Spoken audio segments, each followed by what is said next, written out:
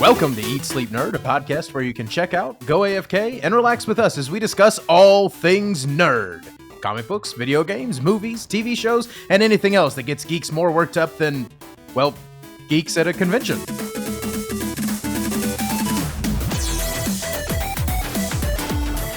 In this episode, we recap the Huntsville Comic and Pop Culture Expo. We review and discuss Star Trek Picard Season 3 and The Mandalorian Season 3, but first, we check in with the nerdy news to discuss a beloved sci-fi movie is becoming a TV show, our trailer reaction for Star Trek Strange New Worlds Season 2, and more.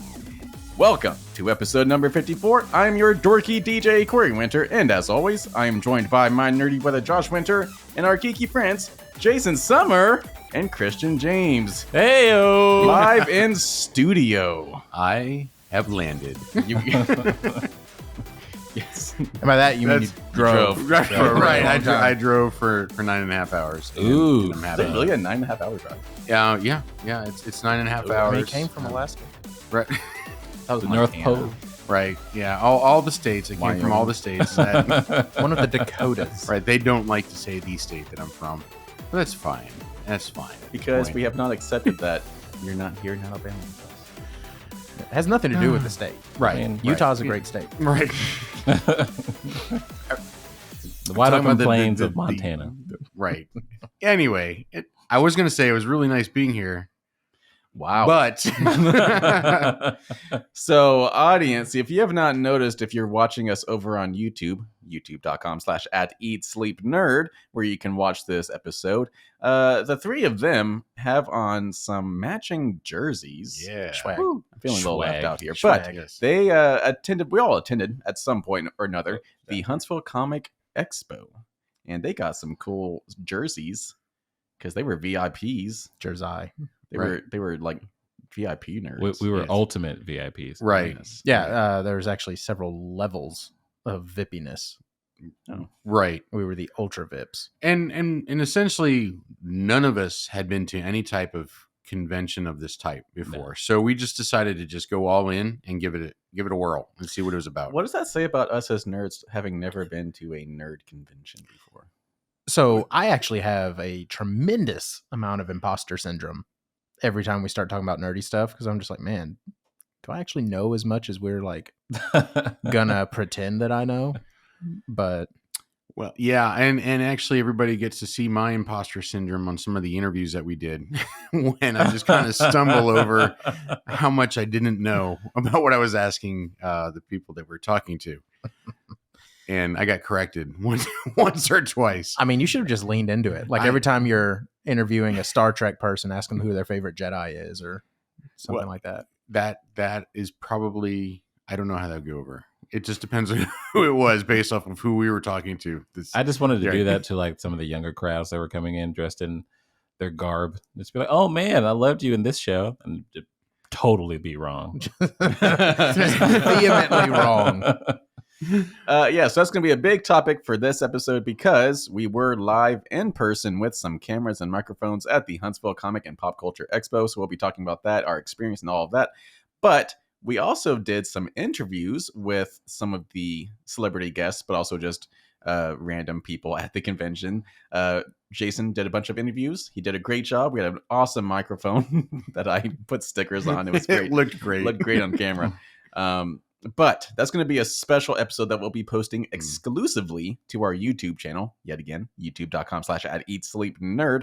That will be airing sometime later this week. So we will be airing a sneak peek of that episode in this episode because we interviewed, and I say we yet again, it was Jason interviewing, what's his name? Omid Abtahi. Most famous recently for his appearances as Dr. Pershing in The Mandalorian. So we got a chance to get an exclusive interview with him. So that will be airing in full on the upcoming Huntsville Comic Con recap video that we did, but also a little sneak peek in this episode later on. So We also got to talk with two of the actors from the Clerks universe, Jeff Anderson and Brian O'Halloran, who were very kind and spoke with us as well. They played Dante and Randall from the Clerks 1, 2, and 3, and then of course they had other cameos throughout the series. So they were really great, and it was fun to talk with them. But we'll talk more about that a little later in the episode, and then we'll also address all the interviews that we did and the episode that we're doing for the interviews that Corey just mentioned. Yes. So that will be taking the place of our What We're Geeking Out On section this episode.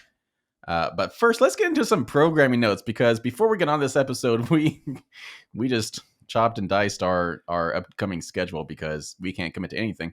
So we're not sure if we're going to actually be reviewing the upcoming Star Wars Jedi Survivor video game or not. We'll see how that one plays out. Also, the Sisu movie that we've been looking forward to, not sure if we can fit that one in this week either. So we'll see how that one plays out as well. But we are sticking to Guardians of the Galaxy Volume 3 for our episode, what was it? 56. Right. So 2 weeks from this episode. Look forward to that. We are sticking to that. So. Right. Yes. Yeah, it's going to happen. It's good. Right. And we'll probably catch up on the other stuff too by then. It's just sometimes the weeks just get crazy, especially with this expo that we were all at. Like this, it took an amazing amount of time just to attend it. I can't imagine what it's like to plan it. Yeah, most of it was just standing in line. Right. I mean, he's not wrong. Right. Yeah. That was a significant portion of my life this weekend. Just standing in the line. I hate lines. Well, it was like not just one line, but several lines, because they just kept moving us. Like, hey, you're here for this? Okay, well, come over here. Stand against the wall. Sit down. Where's your ticket? Show us your QR code. It's a little abrasive I was going sometimes. to say, was it really that forceful? Yeah, Sometimes. there were a bunch of theater kids out there. Right. Yes. Wow. And that's no shame on them, because I'm Yeah. a band kid. I mean, whatever. Yeah. We talk about each other. This one woman had a voice that carried through the entire Civic Center. It was fantastic. Full chest. Right. Full chest voice. Right.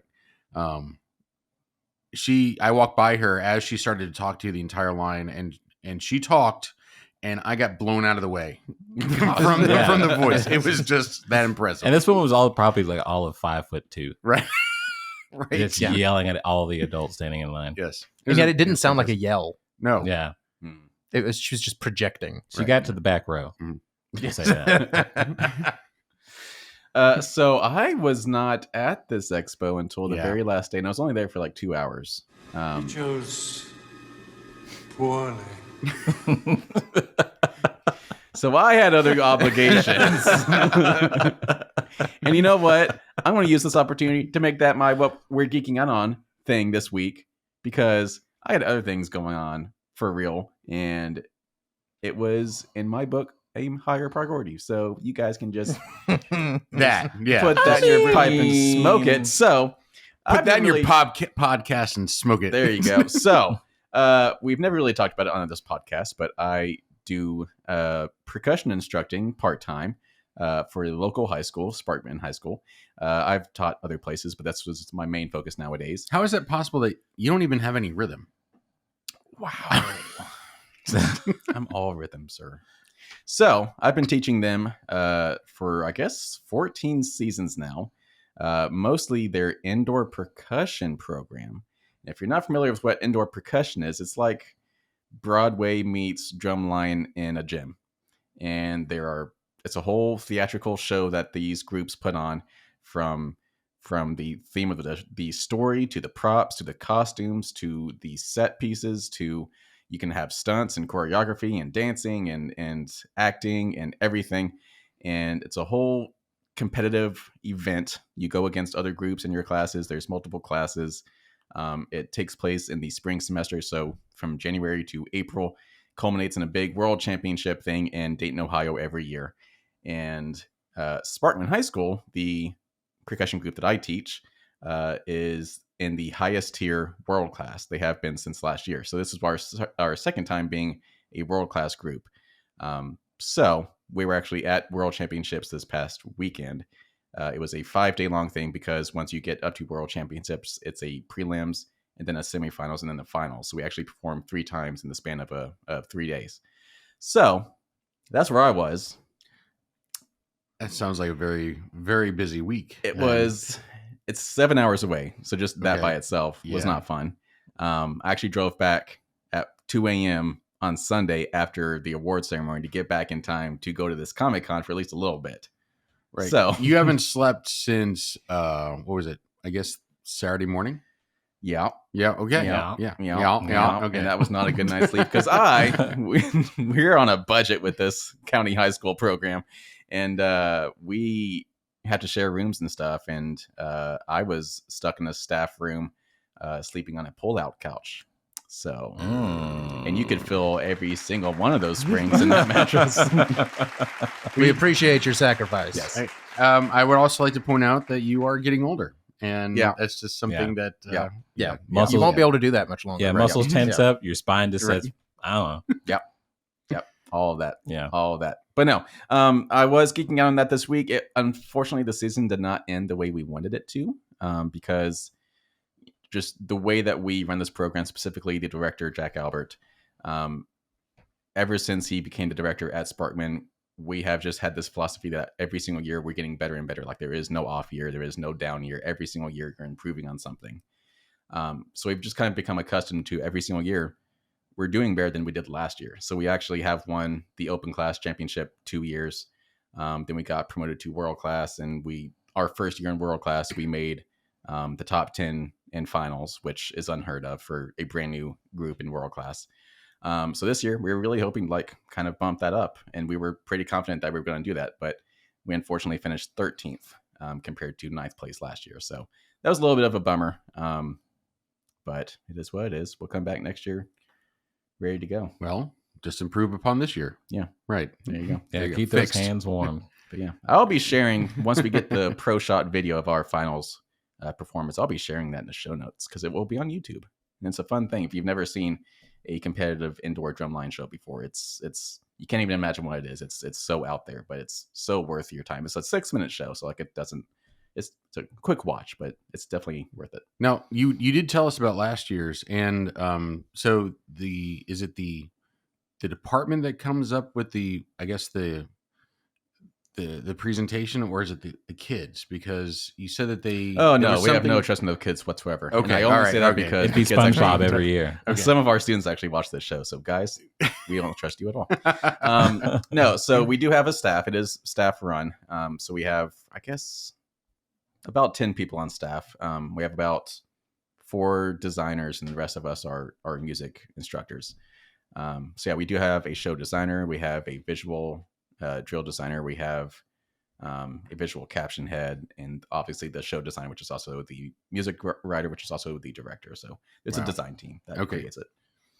Yeah, it gets pretty involved. Yeah. From what you were saying. Yeah. Yeah. Cool. So Welcome back. yeah, I am Thanks here. for playing today I at am the here. Geek Fest. I'm probably going to fall asleep No, you're not. while we're on this episode. We go. No, you will not. But anyway, Okay, so moving on. Huntsville Comic and Pop Culture Right. Expo. That was appropriate. Yes. Love that. So you guys were hyped about this the moment it was announced that the William Shatner and Brent Spiner were announced to be guests at this show. So did it live up to the hype? Ooh.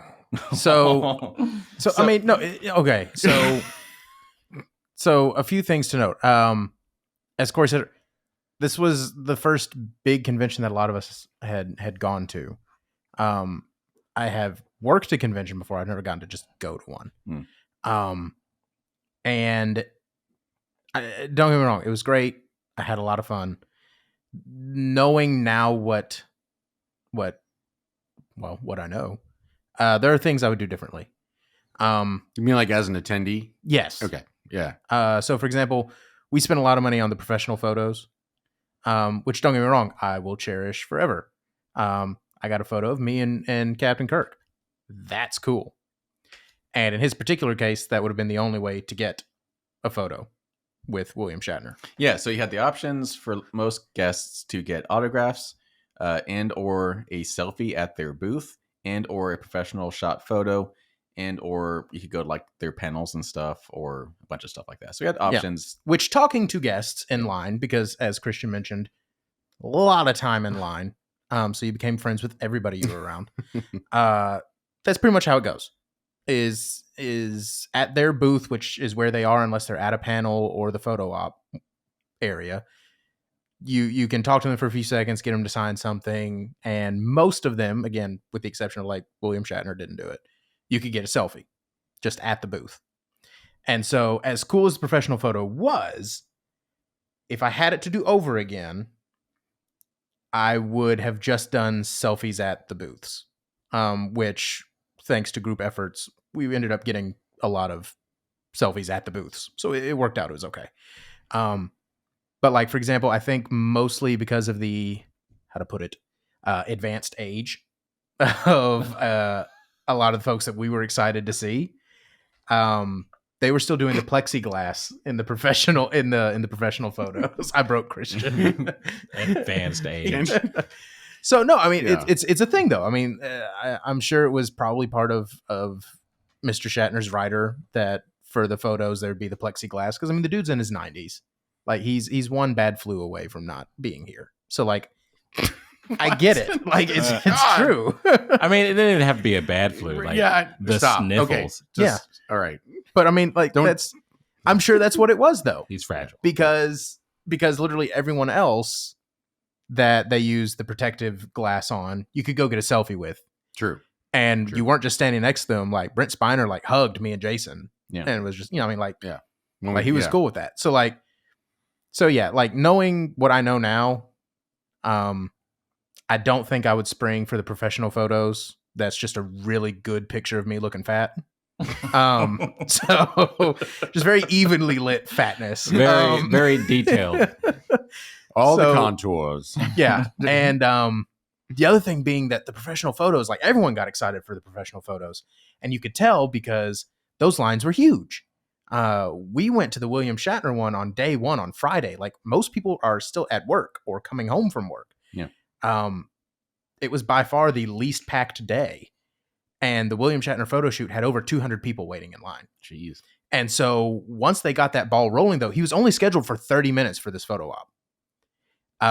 I counted. They were doing a photo every 6 seconds. Yeah. And so, like, there was no conversation. Like, if you wanted to meet William Shatner, this is not how you did it. So, again, he was as polite and as friendly. Can't stress that enough. Like, he was awesome. As awesome as you could be in a 3-second interaction through a sheet of glass. Yeah. But I mean, like, it was like, he looks you dead in the eye, he's, hey, thanks for coming. And then, there's the photo, and then you got to get out, go. And so Brent Spiner was kind of the same way. His line wasn't as long for the professional photos. I got a whole, 10 seconds to talk to him. And that was really cool. And when you're comparing that to the 5 seconds from earlier, it felt like an eternity. It was weird. I didn't know what to do with myself. I stood there for so long. But then later on, when we went through to get Brent Spiner's autograph, we actually got to talk to him for a little bit. Really friendly guy. Came out, did the selfie again, big bear hug, cool guy. A lot of fun. So if I had it to do over again, I don't know if I'll ever spring for the professional photos again. I think I'd rather have autographs and selfies, which feels more personable anyway. Yeah. So I will say I'm holding this up on our video show. We'll but share a scanned image of it. Right. But Brent Spiner did a little autographed picture for us. And hey, Jason, tell us what he wrote here. He wrote to ESN, which is, of course, Eat, Sleep, Us. Nerd, Yeah. us, a fine human podcast. Yeah. he actually sat there and thought for a minute what he Yeah, was going he to really write. did. It was really cool. Yeah. Very sweet man. Yeah, really nice, really nice. So Brent, if you're listening at some point, thank you. That was really cool that you took the time to just write something neat like that. My perspective was, I think initially I was equally overwhelmed and underwhelmed at the same time, but I It's a think good way to put it. there was so much there. There was so much going on. There was so many people. There were so many vendors initially. I think that's what it was, is that on the Friday when it all starts and, everybody's still at work and the majority of the people who are going to come to the expo weren't there because it was still during normal work hours. It was a little quieter than I anticipated. So most of the people that were there were the vendors or the guests. But once it got into full swing, it was absolutely bonkers, and there were people everywhere. Personally, I think I had a little bit of a different experience from Josh, just because I think we're just two different type of people.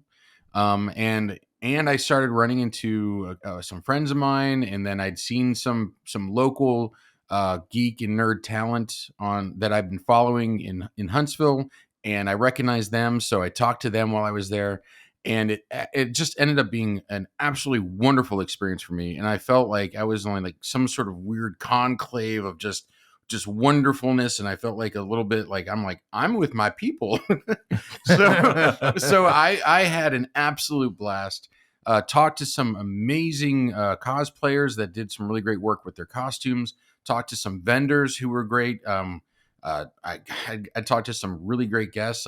As I mentioned earlier, I talked to the guys who played Dante and Randall from Clerks. I talked to William Shatner. I talked to Brent Spiner. I talked to John Delancey, who plays Q. Never managed to get over to Gates McFadden. We didn't. Her and table her line was slammed. busy. Yeah. Like out of all the four Star Trek people that were there, she was probably the second busiest after Shatner. Right. And I honestly thought Shatner's, of course, was going to be slammed. And then the other three, I thought were going to be equally busy. Yeah, no, but she was her table was fairly busy most of the time. Like the entire time, there was never a time when there was no one in her line. Like slam. And that was surprising to me, which was fine because that meant that we got to talk to Brent Spiner and John Delancey, which I was ecstatic about. And then Christian got to talk to Mick Foley. That's yes. Somehow I missed he was going to be there. Yeah, me too. Like that was a huge surprise to me.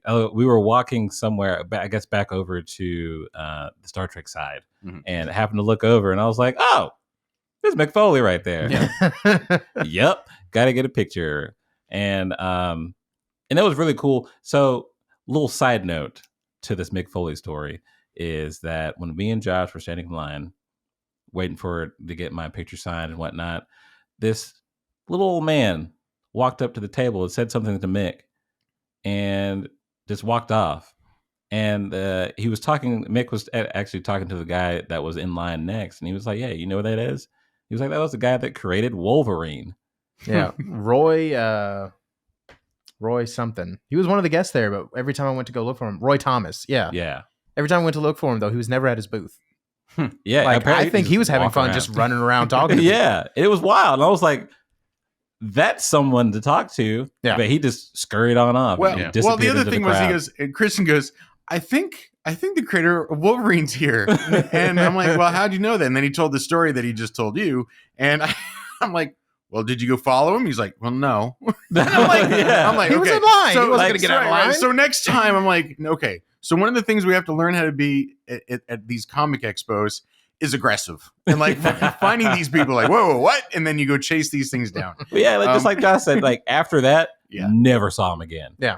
Like, dude had a booth. He just wasn't there. Yeah, he was just around talking to everyone. Right. So I mean, it's like the ultimate drop, though. Hello. Hi. Yes. Hi. I invented Wolverine. Hello. Yes. Good day. Take care. Yes. Yeah.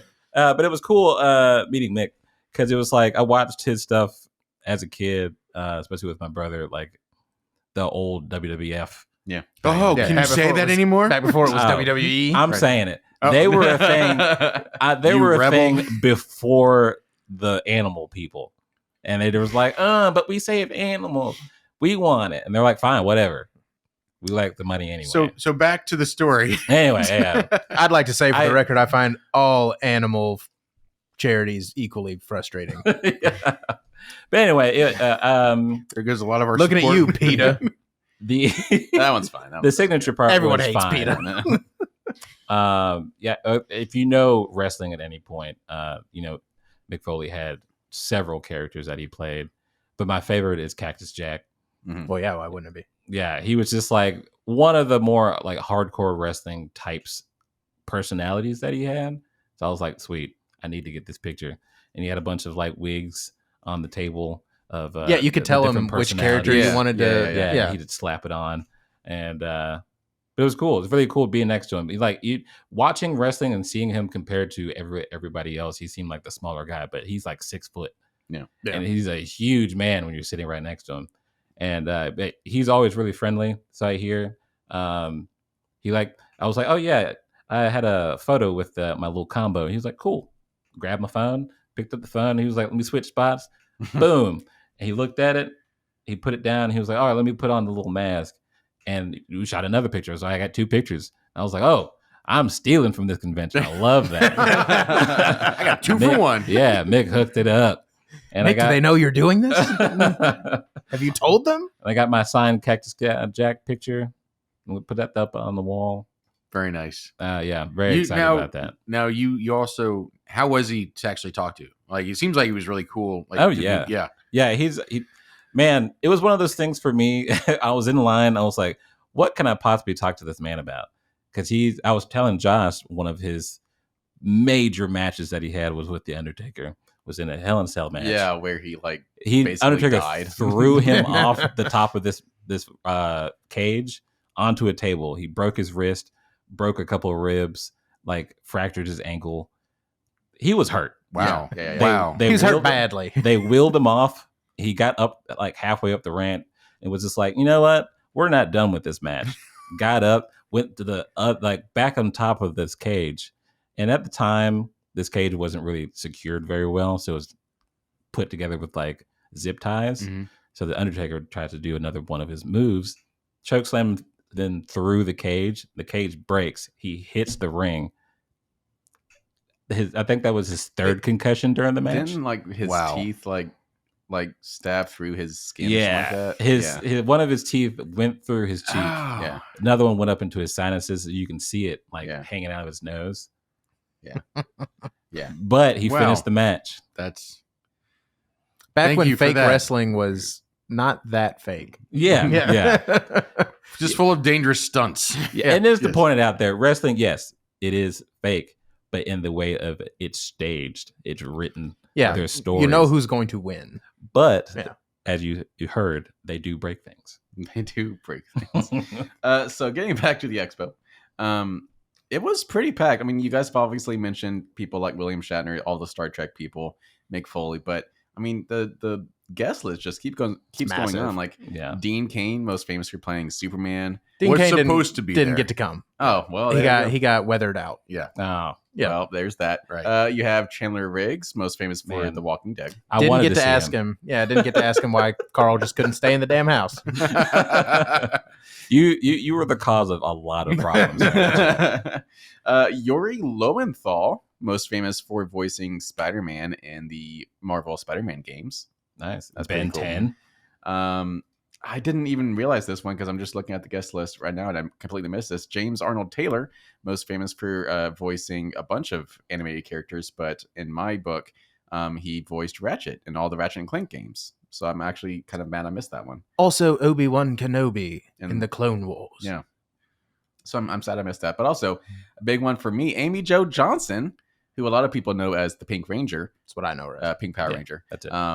I actually loved her for the television series Flashpoint. So I was actually looking forward to meeting her. I did not get a chance to.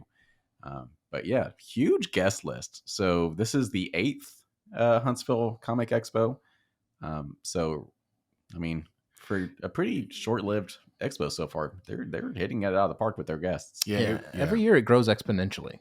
Yeah. Like it's Exponentially. Ah. Where's your sound? Where's Nope. Okay, fine. No. I was thinking more like the rim shot. Yeah. This was really Let's keep going. It wasn't that good. This was really a learning experience. I think there's a lot of things that I would have done differently. Overall. I don't regret anything. No, Like- God, like- no. I had, Like, please don't like misunderstand. Yeah. I had a blast. yeah, Like I said, things I would do differently, right, mostly in how I spent my money. right. Yeah. Well, there's But- scheduling. I mean, scheduling when I was going to do things. There was like the Next Generation cast was only speaking in one panel. Yeah. And I We were scheduled. in line we were in line for for one of Shatner. the, Yeah. for Shatner during the panel. Which But why he took, would they? But he took pictures 2 days. We could have gone. Right, we could have gone. We Right, could have done his picture on Saturday. right. Had we And gone planned to the ahead of panel. time, had Yeah. we planned, so But so as you were saying, though, who the heck scheduled the TNG panel during another Star William Trek. Shatner Right, pictures. yeah. Like why do Star Trek during Star Trek? Yeah, that's a lot of overlap there as far as your clientele base. So I think it's just more like what I would do differently personally. So Jeremy Long is the guy that put this. He started the Comic Expo for Huntsville, and he's been running it ever since. And it's a great experience, and it's something that's perfect for Huntsville. As Huntsville is growing, it's bringing in more people. Clearly, it's drawing not all tiers of guests and actors, voice actors. And I think it was a good one to start with, honestly. Oh yeah, it's a smaller one, but it has just as much. It is a huge oomph small one behind it. Yeah, which is kind of what Huntsville is. It's like a huge small town. Small one. Yeah. Right. All right. So there is one guest we have not really talked about yet, and it's the one that Jason has given or has done an interview with. It is Omid. Abtahi. Yes.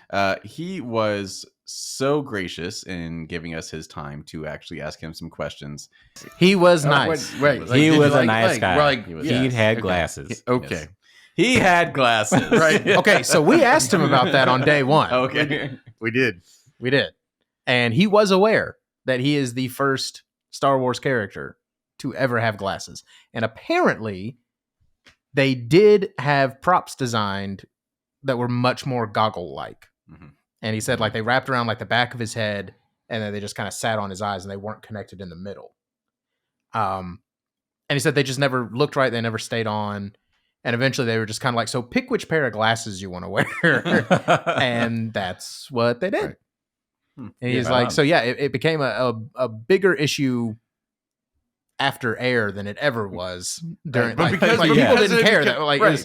But because we had such a big discussion about it, I had to ask him about it. I'm like, all right, tell us about the glasses. And he knew exactly what we were talking about. Yeah. He was just like, yep. First Star Wars character. Yeah. No, he was really cool because like it was at that point Christian had already left, but he was so gracious. Oh, he was like he greeted each and every one of us. He thanked us for our time. Yeah. And Josh dropped something at one point, and he actually picked it up for us. Like he was so nice. He was a nice, normal human being. Yeah. Yep. Yeah. He was totally great. So super awesome that we got that interview with him. We'll go ahead and play that now, but then also later this week, look out for our big interview of everybody that Jason got to talk to this week. Yeah, and again, can I just address that now? Okay. So we had a concept going in because again, this was our first time doing anything like this. That we just go in, get a few interviews, and then we'd splice them into our podcast in our YouTube video that was going to come out the following Tuesday. We talked to so many people. And we had so many longer, great interviews that I think it's best that we just put them together in a special interview episode where we can give them the focus that they deserve. So everybody that we talked to that said that that their interviews would come out on Tuesday, I apologize. That was I was basically just shooting for the stars, and I only made it to the moon. Jason over promises and under delivers. Well, it was kind of the promise that we would make you edit a video, right? And he's not even the one who's going to edit it. Yeah, so it's going to be me. But we're not scrapping the interviews. No, it's just going to be a little later in the week. So stop. But yes, okay, moving. Yes, no, but we did get from Omid. I'm never going to get that right. If you're watching this, sorry. But no, he did give us a signed picture as well. Right. He was actually the first. Yes. Yeah, he said, good luck ESN. So that's very awesome of you. Yes. Yeah. So thank you if you're watching. He took a card. He might be. Yeah, that's right. Enthusiastically. Yes. Yeah. Right. Yes. Yes. Yeah, I was like, can we tag you? And he's like, well, I'm not on social media really, but you know, I said, do you want us not to tag you? He goes, no, we're fine. All right, I'm Jason with ESN, and we have the honor to go ahead and talk with Omid Abtahi today, which we all know from Dr. Pershing from the Mandalorian series. Thank you for joining us this afternoon. Yeah, it's my pleasure. Thank you for having me. Yeah. So you've played the Doctor in the first season and in the third season. Is that correct? You forgot the second season. The second season. What? Do you remember it? Where I got my ear almost blown off by Cara Dune, and I was a hologram in one episode talking about cloning and experiments on a mysterious subject. I do apologize for that. Okay. We may just have to cut that because now I just don't feel like a good nerd anymore. So we'll keep this topical to the Mandalorian because that's what everybody's really fascinated and excited about right now. Tell us about the process of getting the role of Dr. Pershing and what that experience was like. Yeah, it's a funny story because I was working on American Gods in Canada, so I was on East Coast time, right? And it was 1 a.m. and I was probably on my second REM cycle, and I get this call from my agent, and it's from an agent that doesn't usually call me. He's like the head agent. So, you know, as an actor, when your agent's calling you that late, it's either really good news or it's really, really bad news. So I thought I was getting fired from American Gods because I'm just insecure and I, immediately go to the bad. Anyways, I picked up the phone, full asleep. I was passed out, and I hear my agent go blah blah blah blah blah blah blah blah, untitled Jon Favreau project blah blah blah blah, and I was like, what? I was like, can you say that again? He's like, blah blah blah blah blah blah, untitled Jon Favreau project blah blah blah. I couldn't understand what he was saying, and so I was like there lying, one eye open, Googling untitled Jon Favreau project, and it said it's a new Star Wars series for a new Disney streaming platform, and I was like, wait, this is Star Wars? And he's like, yeah. I was like, come on, get out of here, man. I was like, what do they want me to audition for? They're like, no, they're offering you the role. I was like, that's really cool. Get out of here. I was like, hey, listen, this is a dream. Why don't we hang up? Why don't you call me in the morning when I'm fully awake, and then you can tell me this all over again. And he did, and it honestly fell into my lap, if I'm being honest, and it was the coolest thing that could possibly happen to me. So, yeah. So you had the one thing happen to any person who's dreaming of being an actor happen. It just fell into your lap in this case. Yeah. I mean, listen, it's probably because they saw my work in other stuff. So it's not like I, haven't. Okay, yeah, fair enough. That makes a lot of sense too. Yeah. So do the work first, and then things like this can happen. Yes, exactly. Yeah. Not complete luck. Right. Yeah. So just give us a brief overview of what the experience of working The Mandalorian was like, working with all these other actors that actually have come into the spotlight because of the series, including yourself. Yeah. Listen, man, I don't have the words to describe how awesome it is. I struggle with that question often, but all I can tell you is, like, when I work on it, and I'm not alone, and we start early, on the show, but like I show up an hour early every day, and I take a walk, and I take my coffee, and I walk around the lot, and I watch the sets being rolled in. I watch the crew going through their morning meetings. I watch everybody, all the crews wearing like their Star Wars Star Wars shirts, like, because everyone's a genuine fan, and that's such a cool feeling. And the magic of Star Wars and filmmaking and TV making, it's just like I embrace it. And like I won't go to my dressing room between sets. I'll go behind the stage, and I'll see how are these buttons that are all over Star Wars, how are they made, like what's behind them. Yeah. So I fully want to absorb the magic of what we do. So I'm just a kid in a candy store is the best way I can put it. So you're living a fan's best life right now. Absolutely, yeah. Okay, well, we're all really jealous, but also really happy for you. Why don't you share one of your favorite Star Wars quotes with us right now, whether it be from your character or from any other character? Favorite Star Wars quote? I can't, look. No. I know the moment, and I don't know if it's verbatim. But what does Obi-Wan tell Anakin in Revenge of the Sith? It was something like, I loved you, right? Yeah. I loved you. You were my brother. Yes, that's what got me.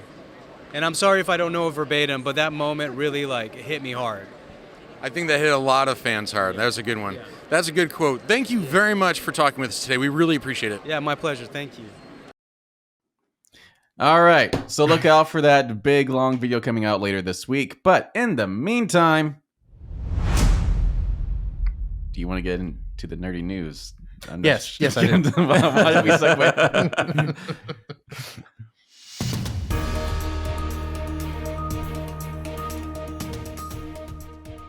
All right, we have a couple of things to talk about before we get into our review section. The first one is a beloved sci-fi movie is being turned into a television show on Paramount Plus. Can you guess which one? Anyone? Well, we know there's not a new Star Trek movie. No. We know that they'll never manage to completely make a new Star Wars movie. Wow. Oof. There's a beloved, The Last Starfighter. I would like to see that. I mean, as a series. It was Yeah. beloved to you. Wow. No, I'd love okay. to see a Jingle All the Way too. That's Why? How is that? Some like What? Sci-fi? the superhero in the Hey. movie. Hmm. Yeah, with Arnold too. How is it sci-fi?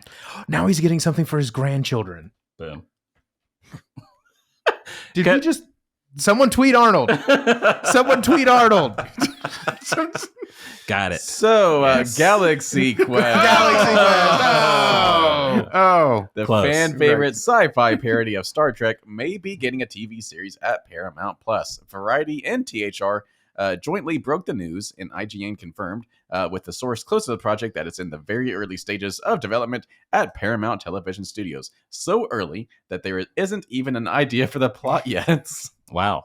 Mark Johnson. We're doing it though. A producer on the They are 1999 pulling a film, Star Wars. is attached as executive producer. And then Paramount has actually declined to comment on this story. So, Like, we ain't got nothing. we can neither confirm nor deny. pretty much. But I loved the original movie. Well, that's probably one of my favorite sci-fi movies of Oh, all dude, time. it's, Like, it's I think I watched it like a couple of months ago. yeah. like it's definitely in the top 3 best Star Trek movies of all time.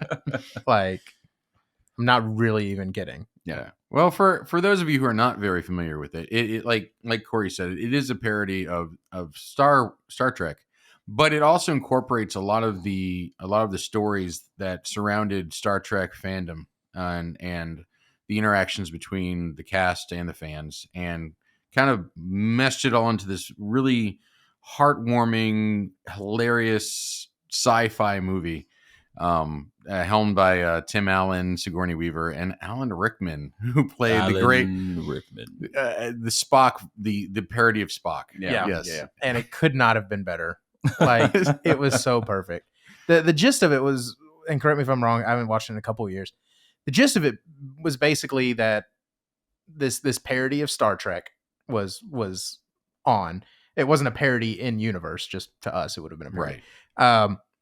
And it's 20 to 30 years after the show ends, and all these old actors are still having to do conventions and expos, not unlike what we I was just gonna say, went this to. seems kind of timely. Yeah, I know. Right. And the premise is they get abducted by real aliens who intercepted episodes of the old show and interpreted it as a historical fact. And so they are recruiting them to help win a war against an alien Well, not savage. only do they But think it's a historical fact, they built their entire civilization On based off these. based off the TV series. so no, it's hilarious though. Yeah. I mean, it's Tim Allen's doing his best Kirk. Like it's Yeah. it's Yeah, yeah. so good. So if you're even remotely familiar with Star Trek and you want a good laugh, Galaxy Quest is hilarious. So, if they captured that lightning again with the series, it has potential. So I have one glaring problem with this. I would want it to be the original cast, Yeah. Of course. and Alan Rickman is no longer with us. Plus, it how do you make this a longer form story? Yeah, part of the charm of the other one was it didn't overstay its welcome. It said everything it needed to say, and that was it. And honestly, there is currently a parody Star Trek out there right now. From old Seth MacFarlane. Right. So, So you could argue it's not really one anymore. Yeah, I know. I went Josh on a actually rant. has already. Yeah, I went on a rant. Yeah, It was one of our first episodes. hence my slowly saying it, because Yeah. I know how some of us feel. Well, no, I mean, Right. it's and again, let me rephrase. I like that show. The Orville's a good show. It's not even a parody. It's just a ripoff. But anyway.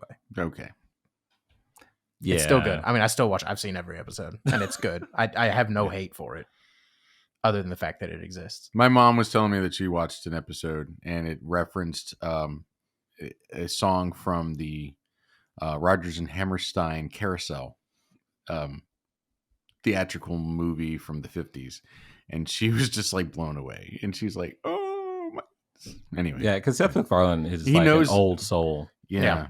But, seeing him live, like speak live, there we go. All you can hear is Brian.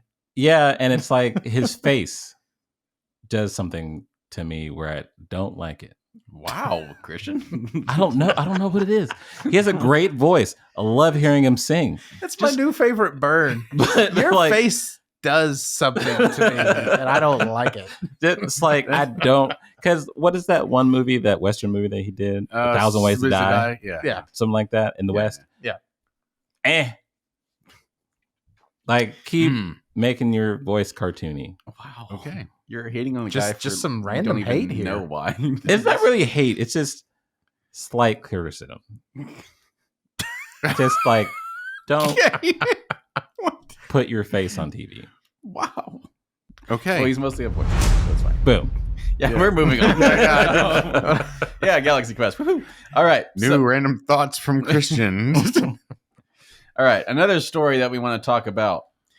So we know that we're getting a new Batman movie. It's going to be called Batman the Brave and the Bold. And it's going to be set in the new DC universe for James Gunn. But we have not had any official talks about who's directing it or who's going to be starring in it or anything like that. But there are a couple of people that are wanting to put their hat in the ring for wanting to direct it. It is none other than the Russo brothers. Gasp. Gasp. Do you mean...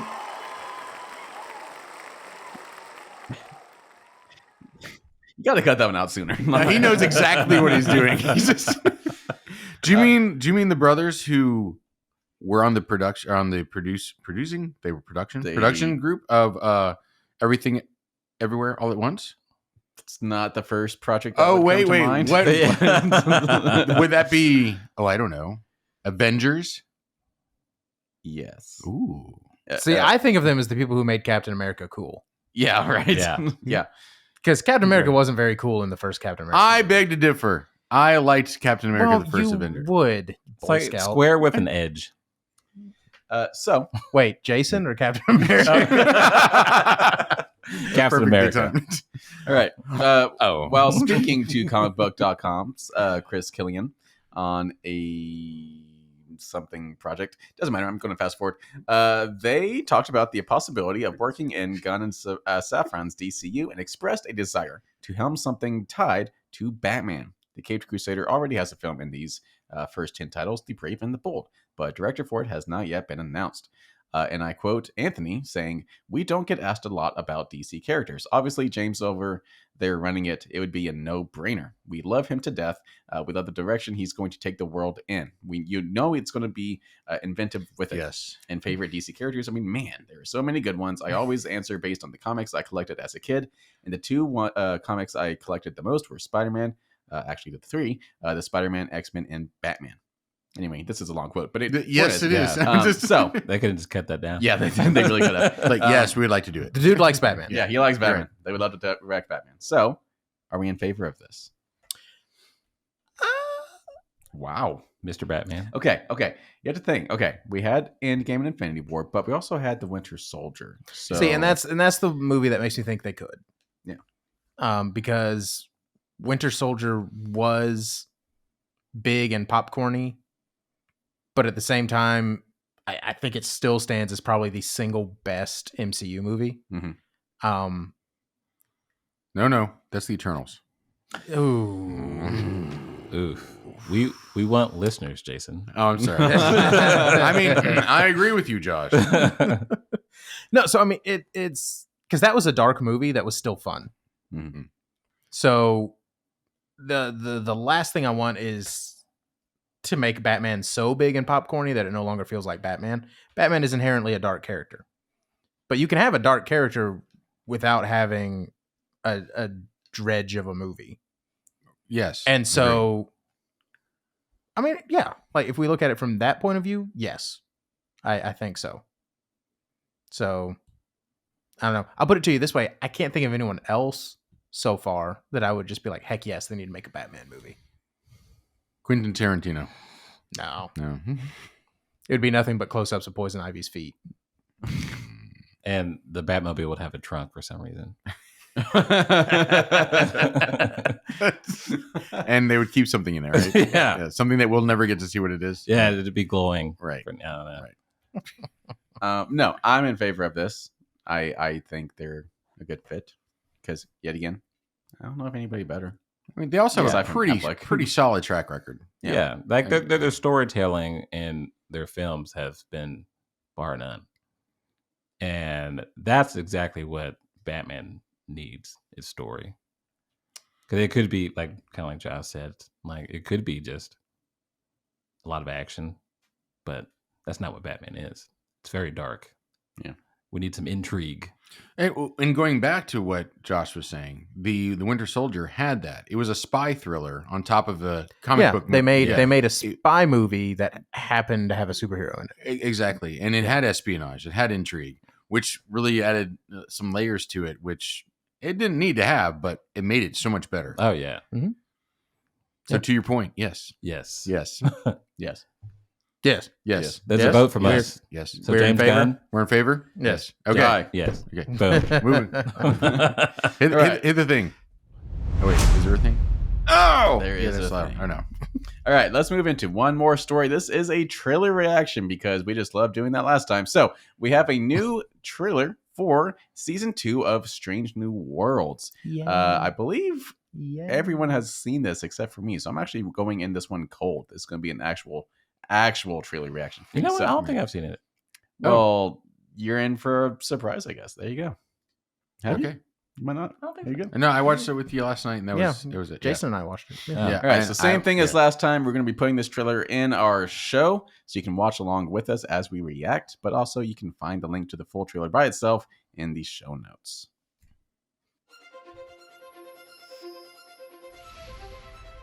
In the mystery and vastness of space, we've come together. So many crew members from so many planets, everyone on their own journey. You ready for some fancy flying, Erica? Oh, you know I've got this. Oh, that's cool. Nice. Is this song weird? No, I love it. Meet James Kirk. He still looks a little You have different. an energy. What? It's making me sweat. Oh. Oh. Wow. I'm liking the music choice. Josh Klingons said look like Klingons. Right. I'm so excited.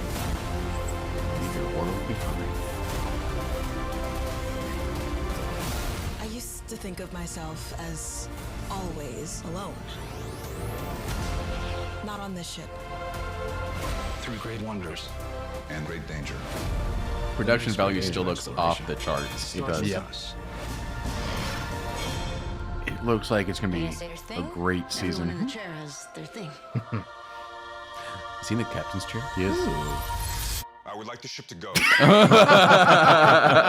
Now.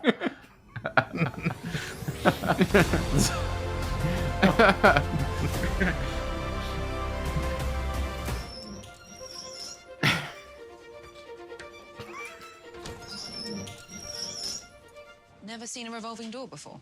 I'm from space. Fair.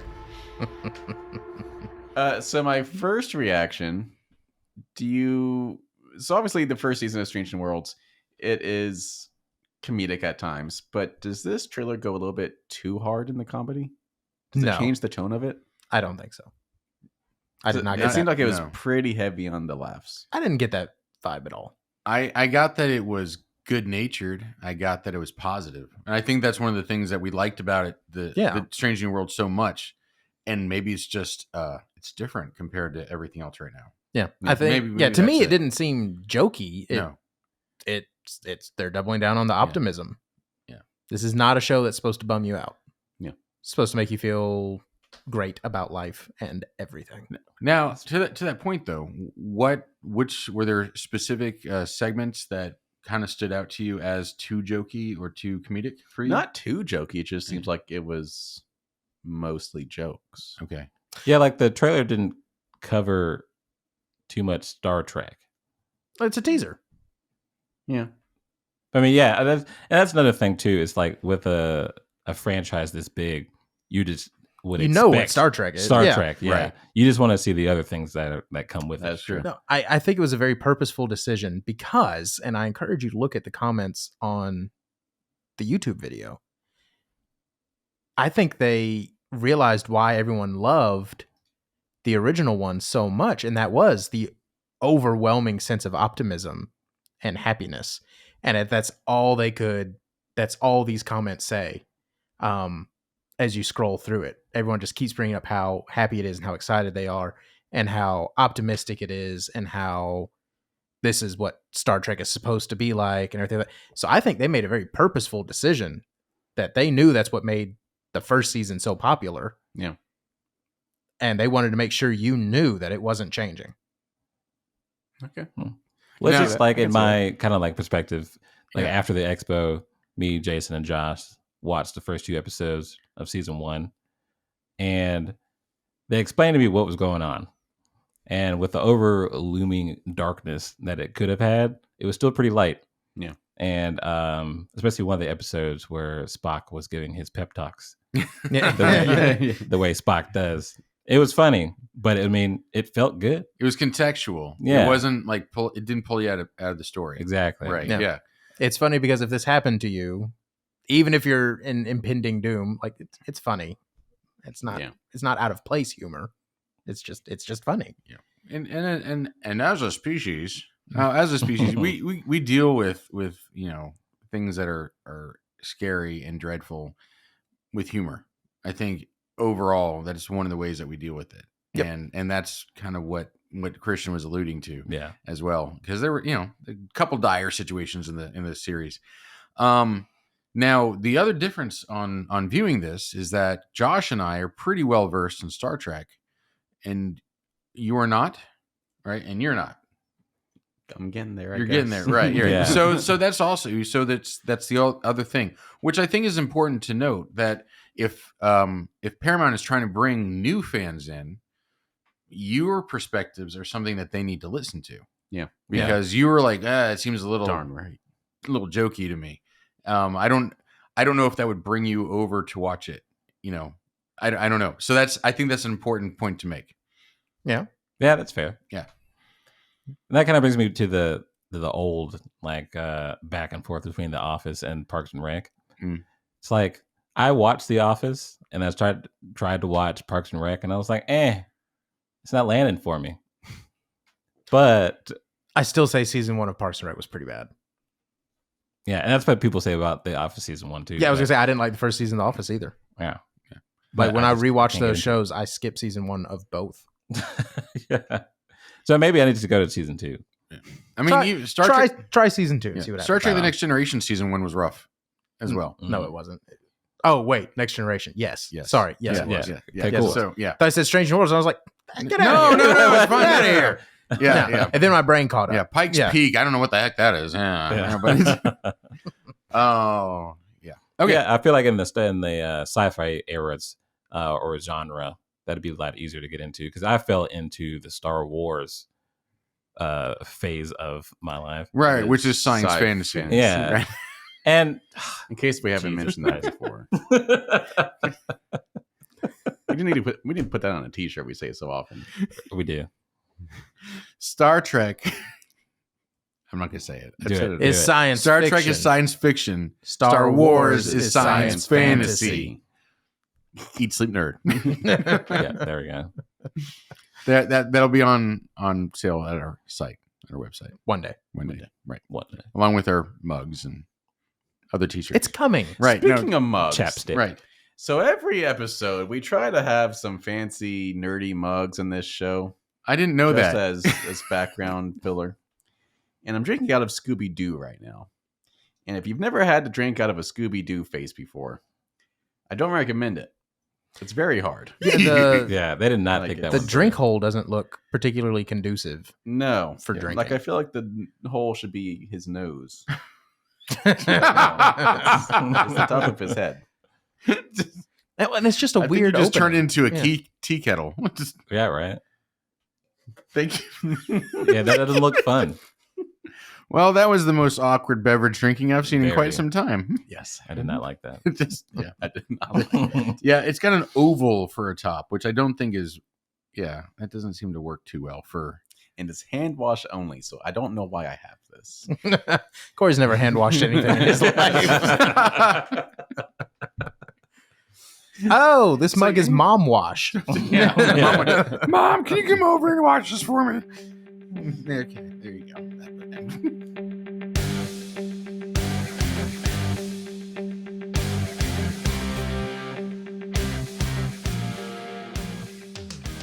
All right, let's get into our big spoiler review section where we have 2 season finales to discuss and review and score and everything. So, we have Star Trek Picard, the finale of season 3, and The Mandalorian Chapter 24, The Return, which is also the season 3 finale. So, let's start with Star Trek Picard. The season 3 finale, episode 10, The Last Generation, is the season 3 finale, but also the series finale. So, Jason, Josh, you've been following this show. Yes. Yes. It is over. Yes. It is very over. How are you guys doing? I'm okay. Yeah. Yeah. Before we go any further, Mhm. I think it is important to note for everyone at home that this is a spoiler-filled section. So we will go spoiler red alert. I was going to get a sound effect for this. Yes. This is science fiction spoilers. Right. Yeah. Right. And that's science fact. That is a science fact. Because, we did sit back to science fiction. Let's see side. if we can Okay. put like a little banner. Right. Science fact. Science fact red alert. Spoilers. Like little sirens like all around it. Yeah. Right. Oh So my I think God. that'd be fun if like every time we had a spoiler review, we play that one and like all the little red lights start going off of the thing. We should get like little sirens my for the God. corners. And like Yeah. whenever we do a spoiler thing, you just hit the I'm button. all and, for like, this. Yes. Yeah. I just that'd be realized great. we're going from Star Trek to Star Wars, so I'm Yes. going to be saying this is a science fiction fact. Right. That's right. Science fiction spoilers and then Science science fiction fantasy facts. spoilers Right. coming Right. up Yeah. next. That's right. I like that you're paying attention. I learned. This is good. Yeah. You're good. Okay. I have a new wrinkle in my brain. You got some more noodles. Over So, here. Star Trek Picard, Right. season 3. Okay. I guess start with episode 10 and then just tie it all into everything. So we actually watched the last 2 episodes together, so 9 and 10. I think Jason already watched 9. He was just kind enough to rewatch it with me. I liked watching it again. Yeah, and that's what I was gonna say. Holy cow! I actually really liked watching them together because it just felt like a movie. It really did just. If you'd removed the credits, you could have just kept rolling. But narratively, we finally find out what's going on with his son, with old Jack. Mm-hmm. He's a Borg. Right. Is that supposed to be bad?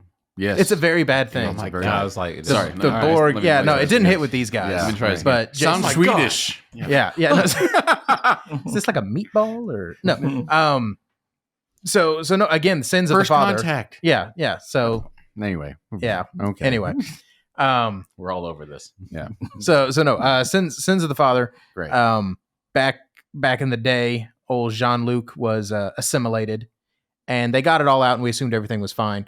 But we find out that the Borg left a genetic seed that actually replaced part of his DNA, and when he had a child, that child was predisposed to being Organically Borg. organically Borg. Right. Yes. Yeah. It's a whole unless it's yeah. that, again, a lot of lore Right. that you got to have there. Right. Like that's holy cow. That's 30 years Yeah. worth of info you have to have. And I mean, they did a good job. They did a good job. Like Right, it but, didn't feel weird. Yeah. And I gotta say, you've talked before about how you're kind of over the Borg being the bad guys. You're over the board. Over the I gotta say, they did a really good job with this one. yes, though. they Like, tied it up well. It was so good. It was legitimately scary. They Mm. brought back the Borg Queen. Right. They gave just enough exposition that you accepted she was back Sure. Yep. without really telling you how she came back, because Right. it doesn't matter. And let me tell you about the design on this Borg Queen. It was terrifying. Yeah, Like the Borg were kind of scary, kind of creepy, you know, in that before. 1980s TV right, movie right, kind of way. and, right, Yeah. and just the concept of just this drone mentality. Like for some reason, there's like a level of realism to it that was just a little too close for comfort. Yeah. She was terrifying in this. Yeah. Like she was scary. Like it was creepy. Yeah. Like it kind of made you. Yeah. Yeah. It was the voice. It was voiced by the actress who played the Borg Queen in First Contact. Oh. Yeah, brought her back. They brought her back. So, she has this voice that works. It's sultry, and at the same time, it is malevolent. It's charming like a snake. Yeah, it's evil, Like but seductive. Wait, Yeah. Yeah, never mind. Yeah. So anyway, so Jack finds out that he's Borgish, and instead of saying, you know, hey, let's lock me down and figure out what we're gonna do and everything like that, he does what every young man in an adventure story does, and he runs off to fight the Borg by himself, and it doesn't go to plan. But that gives us an excuse to have Jean-Luc get the whole team back together, and they're gonna go after him. But they need a ship that's old enough that it can't be controlled, because now the Borg has started taking over all the Federation ships. And so where would they find this ship, Josh? They go to the ship museum Mm-hmm. and bust out something that Geordi's been working on for the last couple decades, Like an old car. the Enterprise D from the Next Generation. That's And right. it was so good.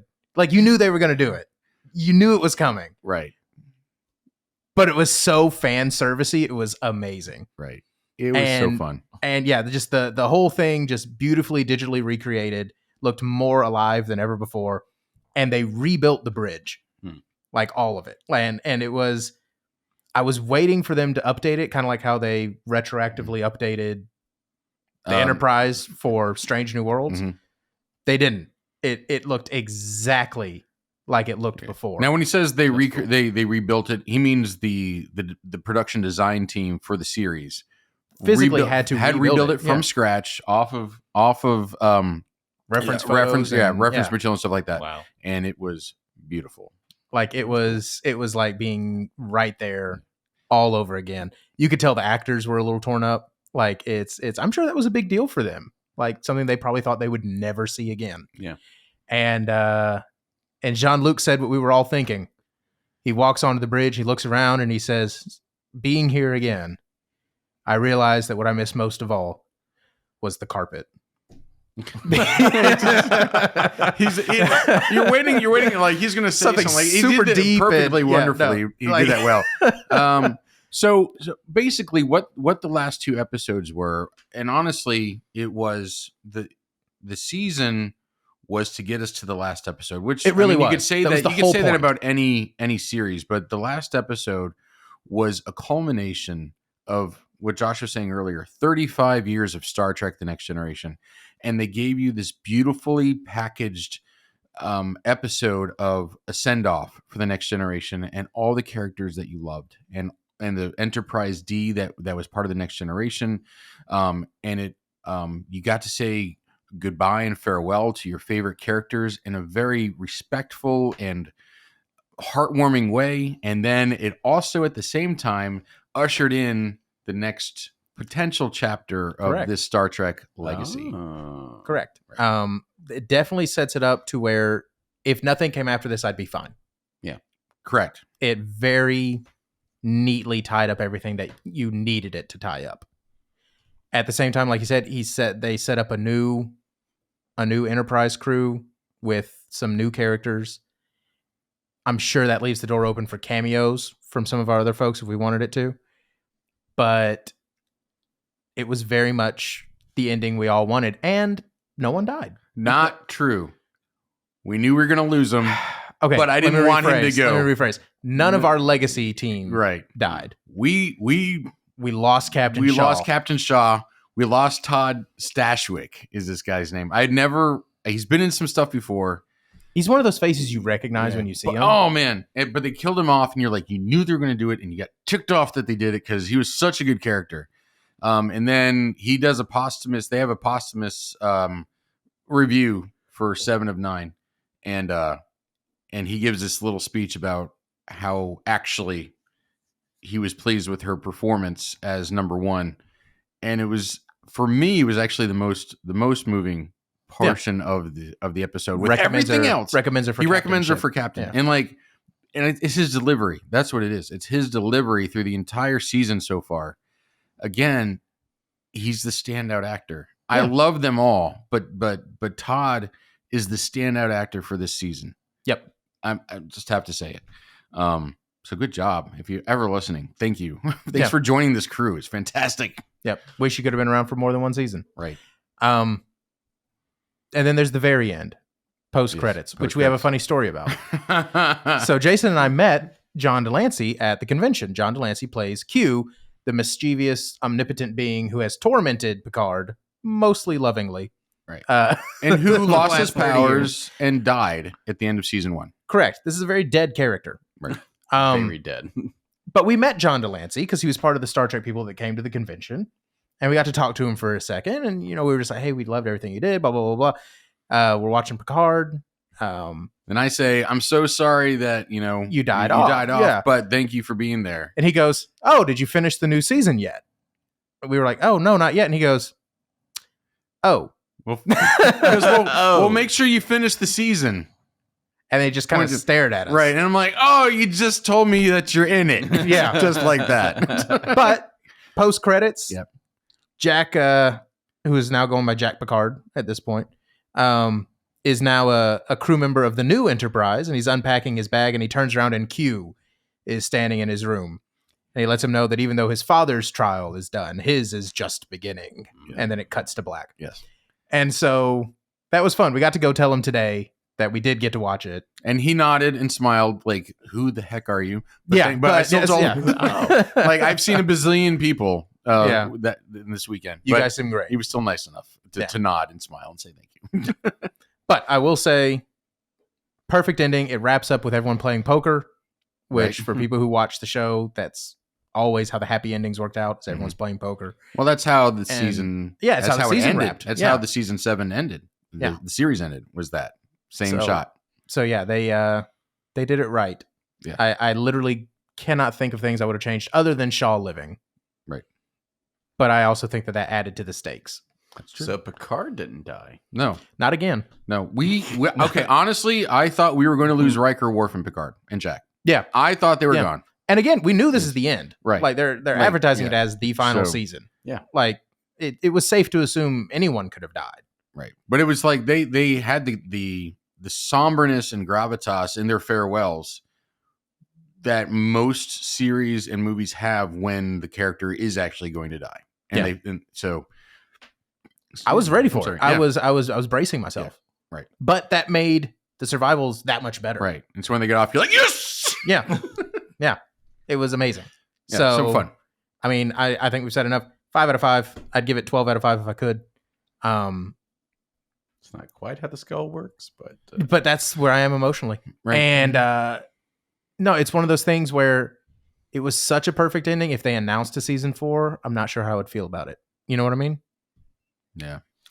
Right, so that means Josh is staying at a 5. Jason, prior to this, you were sitting at a 4.25. Right. Now, I was going back to what I said when we watched Halo. As long as everything wraps up fine, that can bring up a bad season. Mm-hmm.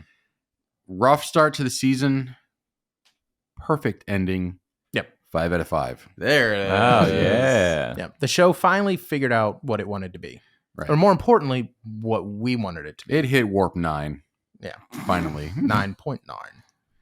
You just have to one-up me. Yep. You just have to. It hit all of those 12 parsecs. Oh, Different. That's science I see fantasy. what you did there. He knows. Shush. All right, so if you haven't figured it out, that means Star Trek Picard Season 3 is getting a 5 out of 5 from Eat, Sleep, Nerd. Highly recommend you go watch that show if you have not yet. Yes. Do it. 1000%. Yeah. Okay. Star Wars. Now we move. Science fantasy. Science fantasy spoilers now. All right, so we are wrapping up Season 3 of The Mandalorian with Chapter 24, The Return. So this was a jam-packed episode, season finale. How do you guys feel about it? I feel amazing about it. It's almost like in Star Wars land, you almost feel, if you feel good about something, you know that there is a larger group of Star Wars fans that feel the exact opposite. Yep. That's correct. Yeah. And I'm like, I really enjoyed this last episode, this season finale, and like all the little things that went on. But we all know this man ain't dead. Oh, yeah. Oh, Okay. you're talking about the Grand Moff Moff Gideon? Yeah. So, Yeah. yes, he went up in a ball of flames, but prior to that, we saw that he had a bunch of clones. So we're all aware of the mustache conundrum, Right. right? apparently so. Yeah. Every other time we've ever seen Moff Gideon, he had a mustache. Right. His Yeah. clones do not have a mustache. The Gideon that went up in flames did not have a mustache. Mhm. Yeah. That's He true. was a clone. Okay. Is this your prediction? Yes. Are we writing this one Yes, down? he was Okay. Clone Okay. Prime. Yes. Okay. Okay. So He was the awake clone. Okay. Yes. All right.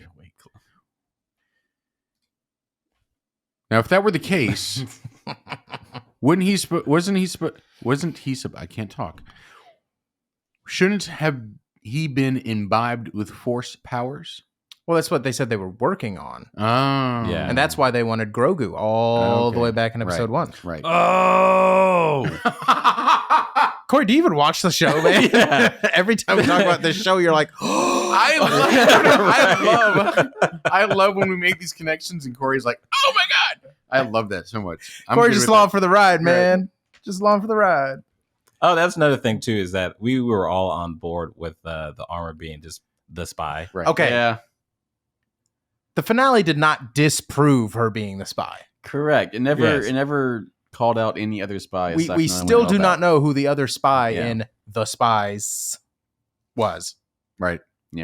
So it's still there. They're They're still there. Very much up in the air. Yeah. The So matching I'm- horns on the helmet. Like, I'm just saying, if I was Din or Bo-Katan, and I'd be like, hey, you came along and now you want to go? Mhm. Nah. Because, like, in the last episode, you see Homeboy just fly up and through the atmosphere with a jetpack. Yeah. No ship, no nothing. Yeah. So she could have done that. and we know she has a jetpack. She was swinging around jetpack hammering people, Yeah. which was awesome. It was awesome. That was great. But point is, I'm still saying she's the other spy. Maybe. I mean, no, it's No, She is. She is. Wow. She is. So 1000%. another prediction. yes. Speaking of Din, we learned this episode that Din is his family name. Even though it's Yeah. first, because Grogu is now Din Grogu. Yeah. So there you go. Sinjaren. Some Sinjaren science, is his- some science Yeah. fantasy nomenclature. Right. That's- There you go. Hang on. Okay, what I was gonna say was when I first watched this, I was this last episode, I was not as impressed with it as when I watched it the second time. And for some reason, it resonated with me more the second time, and I enjoyed it more. Could have been I was watching it with friends. Were you sleepy yeah. the first time you watched it? No. Oh. No. I Were you in a bad mood? No. Were you inebriated? No. Were you hungry? No. Were you inebriated this time when you watched it? No. Okay. Okay. I don't know. Maybe it's just better with repeat viewings. I don't know. I don't Yeah. know. But I thought it ended very satisfactorily. with Din Djarin and Din Grogu in their little hut on Yes, their little space cottage on Navarro, and It ended in a way where it could have easily wrapped up the series entirely. right. Oh, but for sure. there's room for more. Did you guys see the not rumor, fan theory about the closing fade out with the circle? No. So astute fans made the observation that every single first entry in the trilogies, so Phantom Menace, A New Hope, and Force Awakens, all end with the circular crush in and then down to black. And so they're wondering, does this mean that this is just the first act is now wrapped up? Interesting. Oh, Which, if that's the case, then that means we've got a long way to go to the end, and they plan on keeping this running for a while. That will not More- break my heart. more Daddy Pedro. Yeah. There's the space daddy right there. Yeah. But now, if that's the, I mean, it's equally as likely that it's just a cute Star Warsy trademark that they just hadn't done yet, and they decided to do it. Well, let's But- talk about cutesy Star Wars trademarks, because that was not the only one that was in this episode. We had the little mouse droids that were animated very old school, like they kind of jumped around a little bit. Yeah. Like those were some old school mouse droids. Yeah. kind of clunky. Yeah. It was just funny because I've heard someone make the comment, they were like the little snitches.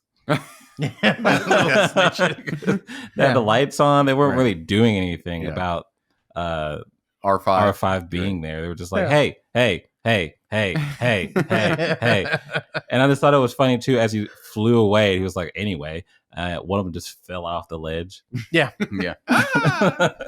And also, can we talk about how in Star Wars land, Science fantasy. no one believes in railings? Yeah, they just don't have railings. Yeah. They're just like, if you fall, you fall. Right. Maybe they're invisible. It's like, Considering how many people actually fall off the side Yeah. without the railing, I don't. Well, yeah. the best part is when Din Djarin pushes someone off, but like he tries to catch him, but like he misses, so he just He's like, fell. yeah. Well, he was trying to get the gun. That's Yeah, what he was yeah, trying yeah. to get. Yeah, he wasn't trying to catch them. He's like, no, you can die. Just give me the gun. I want to say, I think I also called that that Grogu was gonna use the android suit or the droid suit as a mech warrior and was gonna come in and start flailing, helping. Oh, well, yeah. And he did we that. all knew that was coming. Yeah. Okay. Just want to say, I said it first. You said it out loud. Right.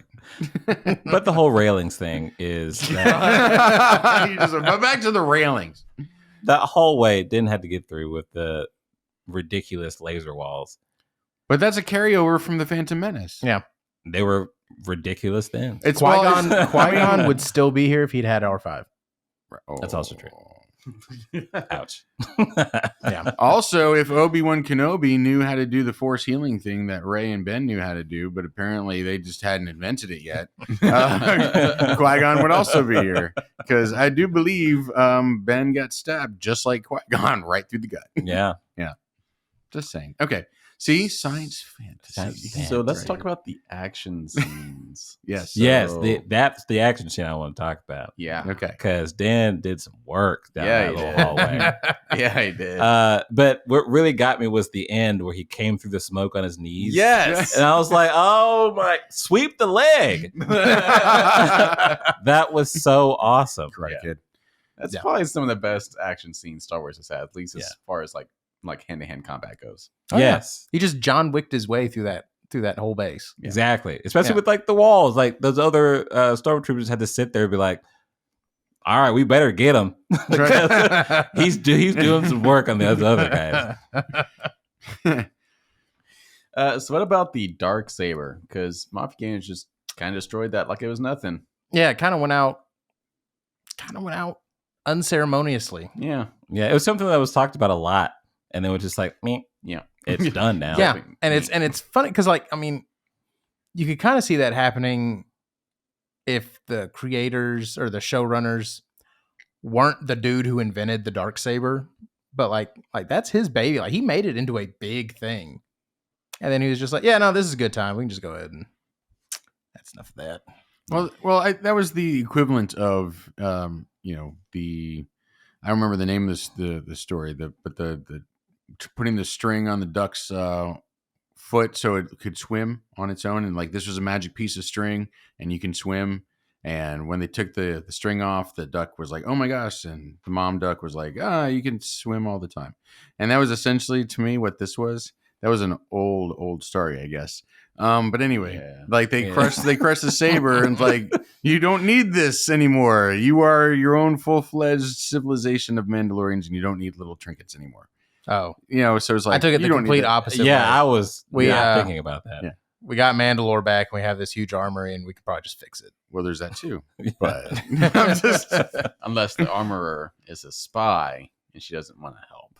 Yeah, right. That's a good point. Yeah, valid point. Because she's a spy. Right. So Gideon blows up. Right. Yeah. We had a giant jetpack battle. Right.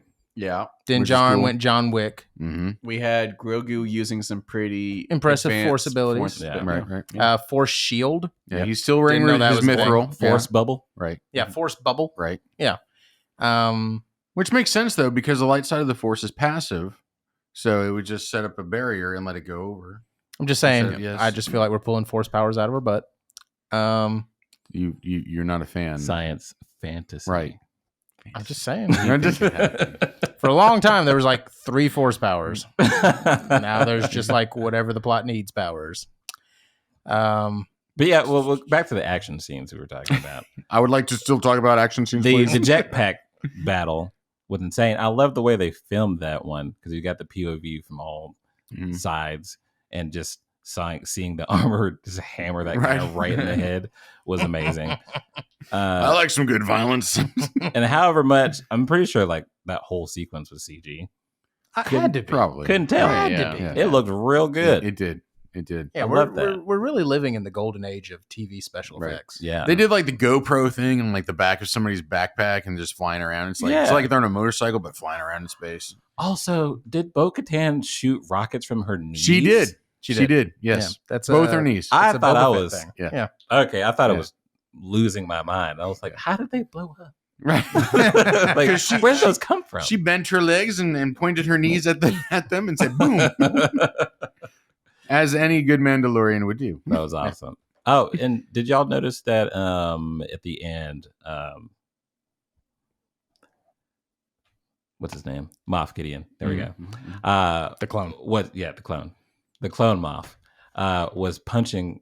His suit was powered. Yes, you Yes. could hear all the little Iron Man sounds. Yeah. every time. he moved. Yeah, And then when he put on his helmet, he had the perfect Vader Bad Moff guy Gideon voice. Yeah. Yeah. Yes.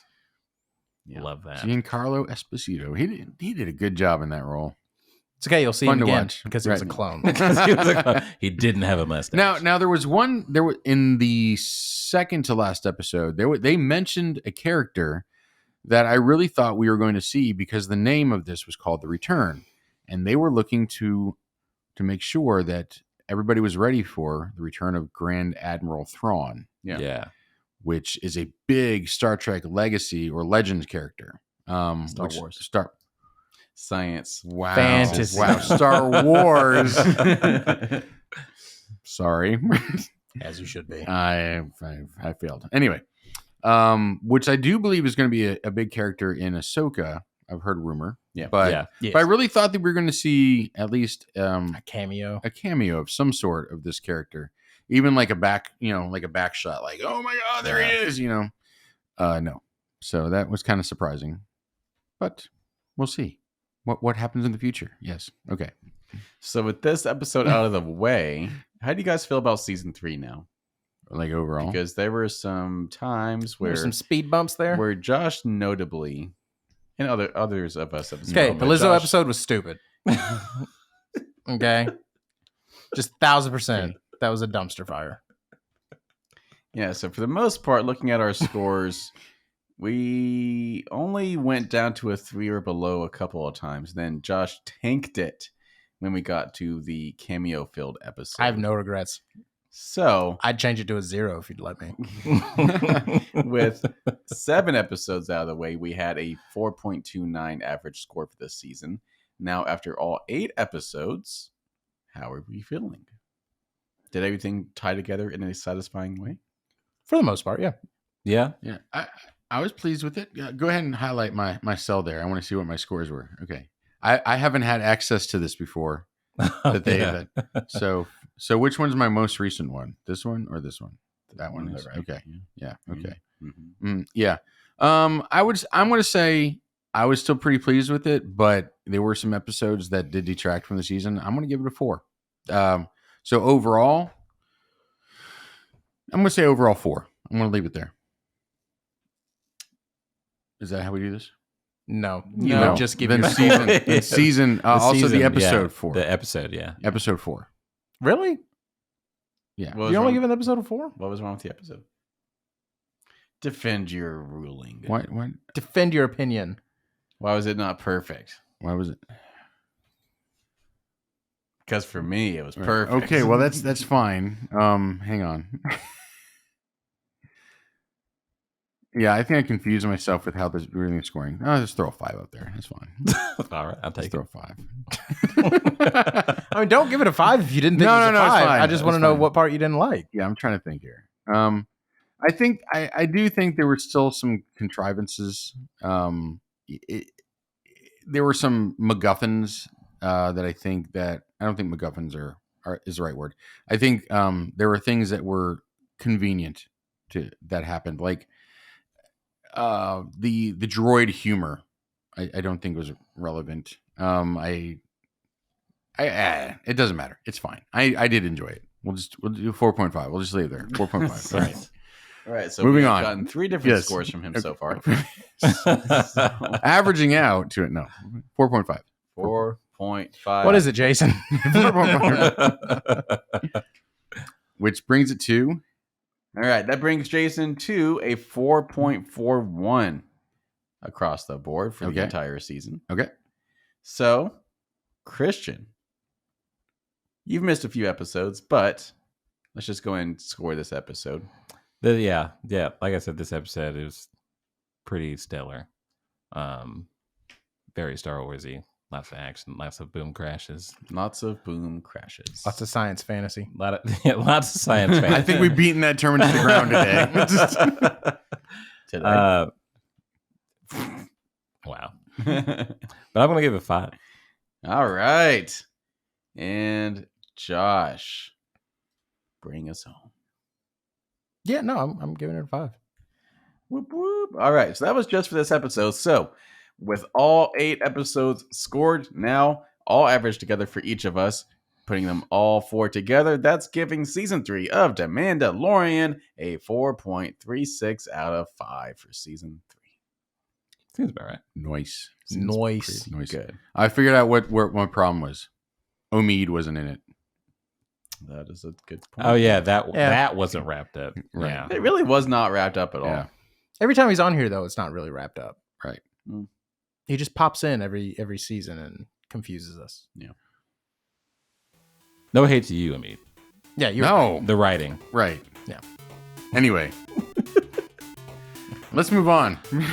All right, so that's going to wrap us up for this episode of Eat Sleep Nerd. Don't forget to come back next week for episode number 55, 55. where we will hopefully be talking about some things, but we're not making any promises Right, because yeah. our schedules suck. Everything is way up in the air right now. Everything is way up in the air, but Everything's all. we are recommending that you go watch the new Sisu movie if you have a chance to go see that in your local market. If you are into video games, specifically Star Wars, the new Star Wars Jedi Survivor video game comes out this week. And then in 2 weeks, we have Guardians of the Galaxy Volume 3 coming out. So go ahead and get your tickets now. They are on pre-sale. So, what else? Just a reminder, we will have an intermediary episode with our interviews. So be looking out for that this week as well. We're very excited about that. And make sure you're sharing the heck out of this stuff. Wow, Yes? totally fair. Yes. Okay. Yeah, this is something that we want you to share. Share it all. Yes. Share the audio. Share the video. Share the social media. Yeah, if you are on audio only listening on podcast apps, don't forget you can now watch us on the YouTubes, youtube.com/@eatsleepnerd. If you are already on YouTube, don't forget to hit that subscribe button and the bell button and the like button and leave some comments. You have a lot of to-do lists. Go check off those. You have your assignment.